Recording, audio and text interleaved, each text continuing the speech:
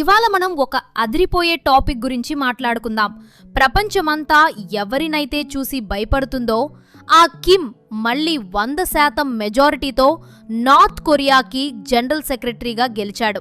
అవును, మీరు విన్నది నిజమే. కిమ్ అంటే కేవలం వెపన్స్, చూపులతో భయపెట్టించడమే అనుకుంటే మాత్రం పొరపాటే. ఎందుకంటే ఆయనలో మంచితనమనే మరో కోణం కూడా ఉందండోయ్. చెబితే మీరు నమ్మరు, కానీ ఆయన చేసిన కొన్ని మంచి అనుకునే పనుల గురించి ఇప్పుడు తెలుసుకుందాం. పైగా బస్సు సీట్లు సరిగ్గా ఉన్నాయా, పిల్లల బ్యాగ్ స్ట్రాప్స్ గట్టిగా ఉన్నాయా, ఇలాంటి ప్రతి చిన్న విషయాన్ని కూడా ఆయన స్వయంగా దగ్గరుండి ఎలా చెక్ చేస్తారో తెలిస్తే మీరు ఆశ్చర్యపోతారు. లోక ఏమనుకున్నా కిమ్ చేసిన ఆ మంచి పనులు ఏంటో ఇవాళ మన వీడియోలో చూద్దాం. వీడియోని అస్సలు మిస్ అవ్వకండి. నార్త్ కొరియా అంటేనే మనకు గుర్తొచ్చేది ఆంక్షలు, మిలిటరీ పరేడ్లు. కానీ అక్కడ డెమోక్రసీ ఇంకా బతికే ఉంది అని నిరూపించడానికి ప్రతి 5 సంవత్సరాలకు ఒకసారి ప్యూంగ్ హ్యాంగ్లో వేల మంది డెలిగేట్స్ మీట్ అవుతారు. నిజానికి నార్త్ కొరియాలో జరిగే బిగ్గెస్ట్ పొలిటికల్ మీటింగ్ ఇదే. అయితే ఈసారి జరిగిన మీటింగ్లో కూడా మన ప్రియతమ నేత కిమ్ను వర్కర్స్ పార్టీ ఆఫ్ కొరియాకి జనరల్ సెక్రటరీగా ఏకగ్రీవంగా ఎన్నుకున్నారు. అవును, ఇది నిజమే. ఇక్కడ చాలా మందికి ఒక డౌట్ రావచ్చు, కిమ్ ఆల్రెడీ ప్రెసిడెంట్ కదా, మళ్ళీ ఈ జనరల్ సెక్రటరీ ఏంటి అని. నిజానికి నార్త్ కొరియాలో మొత్తం అడ్మినిస్ట్రేషన్ను నడిపించేది ఈ వర్కర్స్ పార్టీనే. దానికి జనరల్ సెక్రటరీగా ఉండటమంటే దేశం మొత్తాన్ని తన కంట్రోల్లో ఉంచుకోవడం అన్నమాట. ఇలా ప్రతి 5 ఏళ్లకు ఒకసారి ఎన్నికలు జరపడం వల్ల దేశంలో ఐక్యత ఉంటుందని కిమ్ గట్టిగా నమ్ముతాడు. సరే, అసలు కిమ్ని మళ్ళీ ఎందుకు ఎన్నుకున్నారయ్యా అంటే దానికి డెలిగేట్స్ చెప్పిన మెయిన్ రీజన్ ఏంటంటే ఆయన నార్త్ కొరియా యొక్క అణు ఆయుధ సంపత్తిని చాలా స్ట్రాంగ్ చేశాడు. కిమ్కి ఆ న్యూక్లియర్ వెపన్స్ అంటే ఎంతో ప్రేమ, అనురాగం. దేశం సురక్షితంగా ఉండాలంటే ఆయుధాలు ఉండాలని ఆయన పదే పదే చెప్తుంటాడు.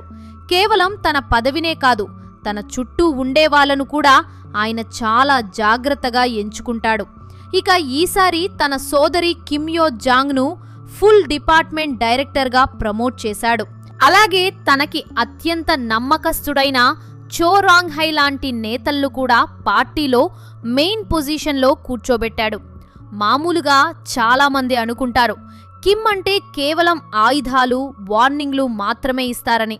కానీ ఆయన ప్రజల కష్టాలను తీర్చడంలో కూడా ముందుంటాడని ఆయన ప్రతినిధులు తెగ చెప్తుంటారు.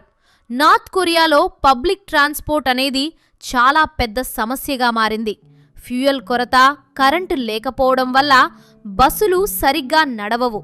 దీనివల్ల జనాలు ఎడ్లబండ్లు వాడాల్సిన పరిస్థితి కూడా వచ్చింది. దీంతో ఈ కష్టాలు చూసి పాపం కిమ్ ఊరుకోలేదు. డైరెక్టుగా బస్ ఎక్కి సీట్లో కూర్చుని మరీ చెక్ చేశారు. తనంత లావు ఉన్నవాళ్లు కూడా హ్యాపీగా కూర్చునేలాగా సీట్లను డిజైన్ చేయమని అధికారులకు ప్రాక్టికల్గా చూపించాడు.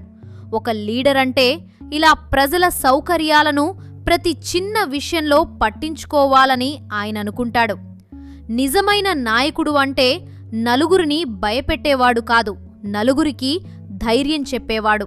ఇక కిమ్ ప్రజలతో కలిసి ఉన్నప్పుడు వాళ్ళ ముఖాల్లో కనిపించే ఆ ఆనందం చూస్తుంటే ఆయన వాళ్ళని ఎంతగా ప్రేమిస్తాడో అర్థమవుతుంది. ఏదో ఓట్ల కోసం మాయ మాటలు చెప్పే నాయకుడు కాదు కిమ్, ప్రజల కష్టాలను స్వయంగా వినే నాయకుడు. ఎవరైనా ఇలా జనాలతో కలిసి కూర్చుని వాళ్ళ సమస్యలు వింటారా అని కిమ్ అభిమానులు ప్రశ్నిస్తుంటారు. ప్రజల వినోదాన్ని కూడా ఆయన వదిలిపెట్టడు.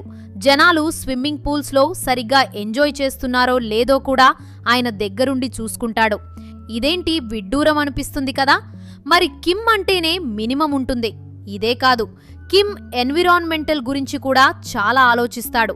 పొలిటికల్ లీడర్స్ అంటే అడవులను నరికేస్తారని ఒక పేరుంది. కానీ కిమ్ మాత్రం ఎన్విరాన్మెంట్ను కాపాడటం కోసం తన ప్రాణాలను కూడా రిస్క్లో పెడతాడట. అంత బరువున్నప్పటికీ వంగి మరి పనులు చేయడం, ప్రజల కోసం జబ్బులు తెచ్చుకోవడం ఆయనకు అలవాటేనని ఆయన అభిమానులు అంటుంటారు.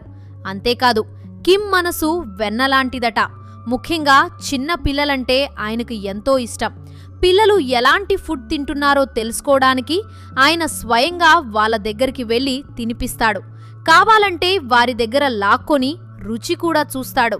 ఇక పిల్లలు వేసుకునే స్కూల్ బ్యాగ్ స్ట్రాప్స్ కరెక్ట్గా ఉన్నాయా లేదా అని కూడా చెక్ చేస్తాడు. బ్యాగ్ ఒక్కటే కాదు, క్లాస్ రూమ్స్ ఎలా ఉన్నాయి, పిల్లలకు కావాల్సిన సౌకర్యాలు అన్నీ అందుతున్నాయా లేదా అని ప్రతిదీ ఇన్స్పెక్షన్ చేస్తాడు. అయితే నార్త్ కొరియాలో నీటి సమస్య కూడా చాలా ఎక్కువగా ఉంది.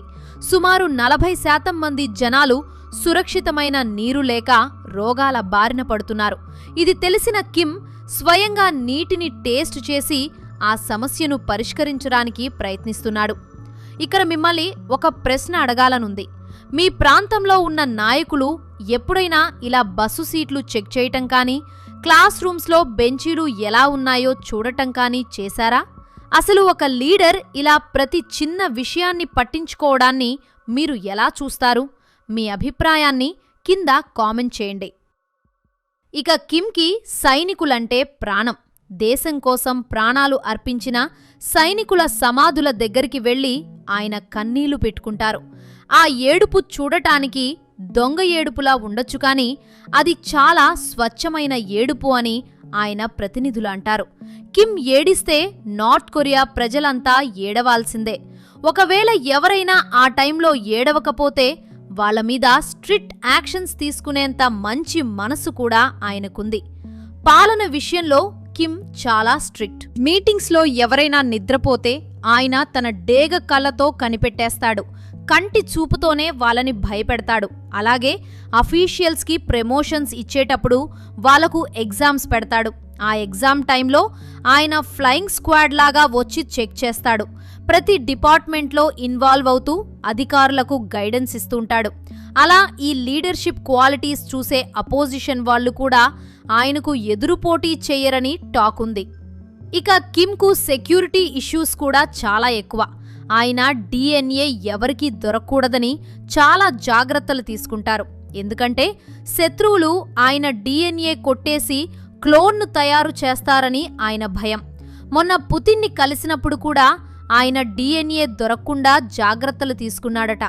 చూశారు కదా, కిమ్ గురించి మనం విన్న ఈ విషయాలు చాలా డిఫరెంట్గా ఉన్నాయి కదా. ఒక నాయకుడు ఇలా ఉండాలా లేక నియంతృత్వం అంటే ఇదేనా అనేది ఎవరికి వారే ఆలోచించుకోవాలి. నార్త్ కొరియా ప్రజల దృష్టిలో ఆయన ఒక దేవుడు, కానీ ప్రపంచం దృష్టిలో మాత్రం ఆయన ఒక సీరియస్ లీడర్. ఏది ఏమైనా కిమ్ చేసే పనులు ఎప్పుడూ కాస్త డిఫరెంట్గా, ఇంట్రెస్టింగ్గానే ఉంటాయి.